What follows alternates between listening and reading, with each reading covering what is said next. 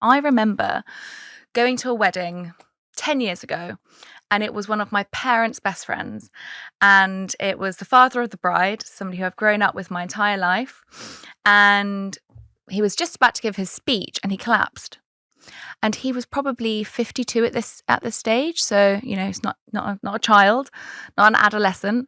And there was prawns in the starter. And it was a shellfish allergy. Now, we obviously all thought this man might have had a stroke or a heart attack because he just collapsed and he couldn't breathe. And you can imagine on the wedding day, not knowing if, he was going to survive. So the whole wedding went very quiet. And it wasn't until the next morning when we were at breakfast, knowing that he was stable, but it was a food allergy, a real allergic reaction. So this is a two kind of split question. One, can we actually just start by understanding what an allergy is? Because for me, that was such a big moment, knowing that somebody could lose their life, or felt that we could lose their life. And secondly, how common is it to get these allergies later in life? Because I was just really shocked that at the age of 52, this had happened to him. Yes, so the various parts to your question, but one of the many reasons I went into allergy, the field of allergy, particularly food allergy, was when I was training in pediatrics in New York.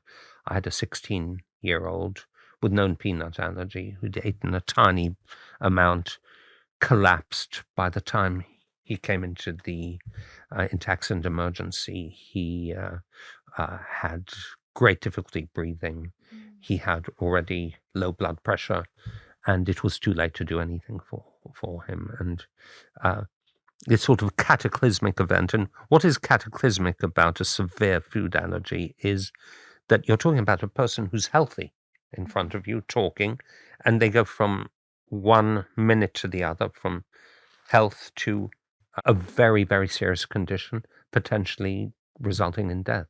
So why does this happen in later adulthood? And again, I don't know the cases of this particular gentleman, but very often people have food allergies for a long time.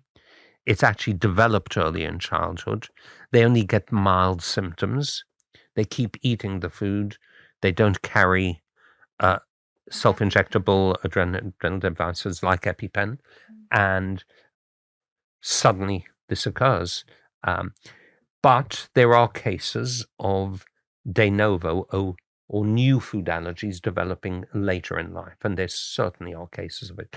We understand that much less well. We now have a pretty good understanding of why allergies develop in early childhood, but shellfish allergies develop typically later in life, adolescence and later adulthood. It's unusual to develop food allergy for the first time at 52. Was it 52 years of age? Yeah. Do you know what the food was? Shellfish. It was shellfish. So shellfish is a typical one and I have great apprehension and respect for shellfish as an allergy, which a lot of people don't take very seriously, because very often it just causes mild itching. And I've had people who keep eating shellfish, they've got mild itching, suddenly one day, because of other factors, they've had a glass of wine, they've exercised, they're hot and sweaty. All of this comes together to cause an anaphylactic reaction after eating shellfish. So, did you say he was giving a speech, or no? He was just about to. It was the father of the bride. So obviously it was quite a traumatic moment. So this is it. Stress is also something that can contribute to more severe reaction. So my hypothesis, without knowing this, was he probably had mild shellfish allergy going on for years, would eat it, wasn't very careful, because he didn't feel he needed to be. On that particular occasion, the combination of the anxiety, the stress, his heart rate going up, maybe also a glass of wine and glass of champagne, wedding, all contributed towards this, which is why I take quite a conservative approach to managing all my allergic patients. The most part I do prescribe self-injectable adrenaline, because one thing we know is that a mild reaction doesn't predict a mild reaction in the future.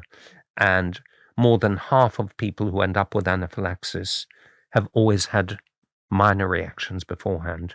So, but it is conceivable that he developed this shellfish allergy later in life.